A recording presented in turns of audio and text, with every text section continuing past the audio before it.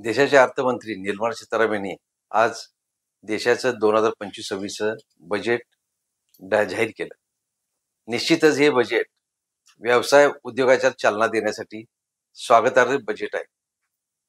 हे बजेट जाहीर सांगत असताना त्यांनी मध्यम आणि छोट्या उद्योगाला म्हणजे MSMEचे उद्योग असू देत किंवा मध्यम आणि छोट्या व्यापाऱ्यांना फार मोठा दिलासा दिलाय.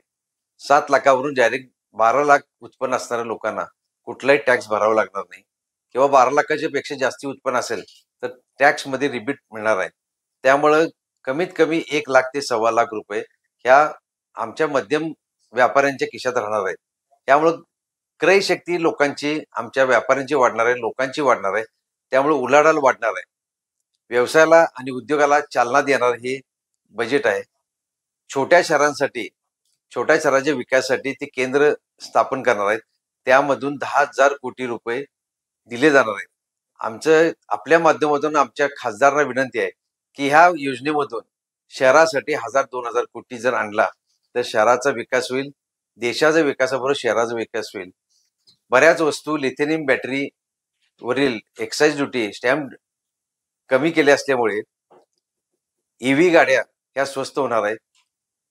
मोबाईलचे स्पेअर पार्टवरचा देखील कस्टम ड्युटी कमी केली आहे.